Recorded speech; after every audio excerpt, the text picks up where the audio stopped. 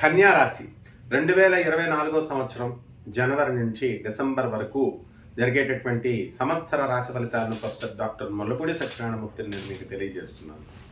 ఈ కన్యా రాశిలో జన్మ కేతువు మీకు అనేకమైనటువంటి డిప్రెషన్స్ని మీకు తీసుకొస్తాయి. మనము సాధించలేకపోయామే, అనుకున్నది అవడం లేదే అనేటటువంటి డిప్రెషన్స్ మీకు వస్తాయి. అదేవిధంగా దీర్ఘకాలికమైనటువంటి కోపం, అసహనం ఇవి పెరిగిపోవడానికి ఈ సంవత్సరంలో అవకాశాలు ఉంటాయి. అలాగే సప్తమ రాహువు మనకి భార్యాభర్తల మధ్య వివాదాలు తీసుకురావడానికి అవకాశాలు ఉంటాయి. అందువల్ల వితండవాదాలు మనం చేయకుండా ఆర్గ్యుమెంట్స్ని మనం అవాయిడ్ చేసుకుంటే సరిపోతుంది. ఏమిట్రా బాబు 2024 సంవత్సరంలో బ్రహ్మాండంగా ఉంటుందేమో అని చూస్తే ఈయన భార్యాభర్తల మధ్య గొడవలు డిప్రెషన్ అని చెప్తున్నాడని అనుకోకండి. మిగతా గ్రహాలు మిమ్మల్ని సేవ్ చేయడానికి చక్కగా ఉన్నాయన్నమాట.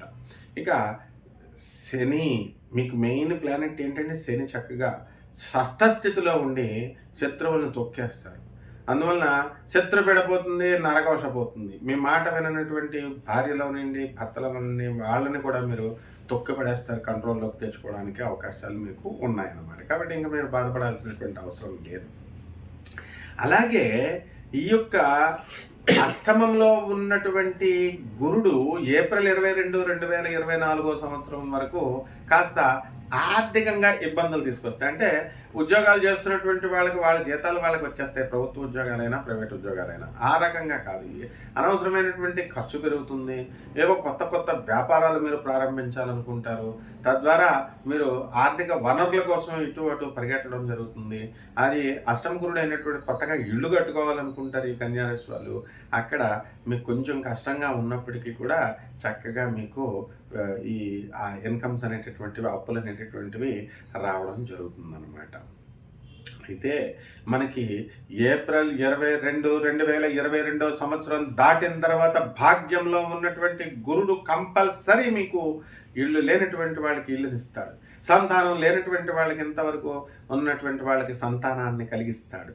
అండ్ మార్చి 31, 2024 సంవత్సరంలో శుక్రుడు మీనరాశి ప్రవేశం వల్ల వివాహాలు కానిటువంటి వాళ్ళందరికీ కూడా వివాహాలు అయిపోవడం మాత్రం తథ్యం. కట్నాలు కూడా తక్కువ రేట్లలో మంచి పెళ్లి కొడుకులు దొరకడం మీ అదృష్టంగా మనం చెప్పుకోవచ్చు. అదేవిధంగా మరి పునర్వివాహాల కోసం చూసేటటువంటి వాళ్ళు ఉన్నారు, second marriage and late marriages వాళ్ళకు కూడా శుభవార్త, వాళ్ళకు కూడా వివాహాలన్నీ కూడా అయిపోవడానికి అవకాశాలు మీకు ఉన్నాయి. అండ్ 10 సంవత్సరాల నుంచి ఏమండి మరి 11 సంవత్సరాల నుంచి మాకు సంతానం లేదండి, మరి పితృదోషాలు ఉన్నాయండి, ఈ దోషాలని ఆ దోషాలని పూజలు చేశాం మరి అనేటటువంటి వాళ్ళందరూ కూడా మీకు ఖచ్చితంగా ఈ సంవత్సరంలో మీకు సంతానం అనేటటువంటిది కంపల్సరీ జరుగుతుందన్నమాట. ఇక ఈ యొక్క రవి మనకి వచ్చేసరికి నవంబర్ 16, 2024 సంవత్సరంలో వృశ్చిక రాశి ప్రవేశం చేస్తున్నాడు. ప్రభుత్వ పరంగా మీకు అన్ని పనులు కూడా మీకు పూర్తయిపోవడం జరుగుతుందన్నమాట. ప్రభుత్వ ఉద్యోగస్తులకి ప్రమోషన్స్ రావడం జరుగుతుంది, రెగ్యులర్ ట్రాన్స్ఫర్స్ అనేటటువంటివి జరుగుతాయి. అండ్ ఈ యొక్క మ్యూచువల్ కన్సెంట్ మీద డైవర్సల్ రావాలనుకునేటటువంటి వాళ్ళు, కోర్టు సమస్యలతో ఉన్నటువంటి వాళ్ళు కోర్టుల నుంచి మీకు విడుదల అవ్వడం జరుగుతుంది. మీ తీర్పులు మీకు అనుకూలంగా జరుగుతాయి.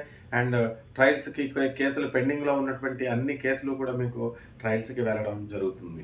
ఈ విధంగా ఏ రకంగా చూసుకున్నప్పటికీ కూడా ఈ కన్యా రాశి వారికి సర్వతోముఖాభివృద్ధిగా ఉంది. అలాగే బుధుడు వక్రించి మనకి నవంబర్ 26, 2024 సంవత్సరంలో బుధుడు వక్రిస్తాడు. కాబట్టి ఈ యొక్క ప్రతి చిన్నదానికి కూడా ఓవర్గా ఎక్సైట్ అవ్వడం, నరాల వీక్నెస్, నడుము నొప్పులతో బాధపడుతున్నటువంటి వాళ్ళందరికీ కూడా మీకు ఈ నవంబర్ నుంచి డిసెంబర్ నెలలో మీకు మంచి రిలీఫ్ అనేటటువంటిది దొరుకుతుంది.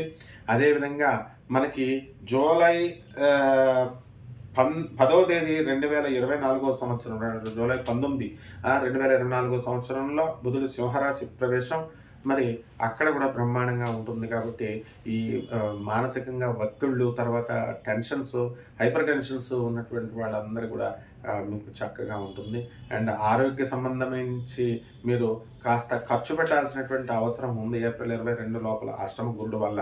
కాబట్టి చక్కగా తీర్థయాత్రలు చేస్తారు, బంధుమిత్రులతో వినోదాలతో పాల్గొంటారు, ఆ తర్వాత బంధువుల ఇళ్ళకి వెళతారు, పుట్టింటి వాళ్ళు మీ నుంచి మీకు సహకారం జరుగుతుంది, మేనమామల దగ్గర నుంచి మీకు సహకారం జరుగుతుంది.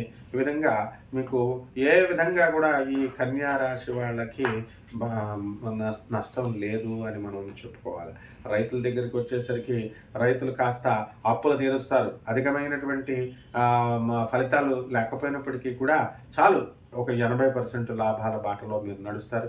ఇల్లు లేనటువంటి వాళ్ళు ఇల్లు కొనుక్కుంటారు, స్థలాలు లేనటువంటి వాళ్ళు స్థలాలు కొంటారు, అద్దెళ్లలో ఉన్నటువంటి వాళ్ళు పెద్దళ్లలోకి మెద్దళ్లలోకి మీరు వెళ్ళడం జరుగుతుంది. ఈ విధంగా అన్ని రంగాల వాళ్ళు కూడా ప్రొఫెషనల్స్ ఎవరైతే ఉన్నారో సాఫ్ట్వేర్ ఇంజనీర్లు, డాక్టర్లు, company secretaries, chartered accountants, cost accountants వీళ్ళ యొక్క పరిస్థితి అంతా కూడా బ్రహ్మాండంగా ఉంటుంది.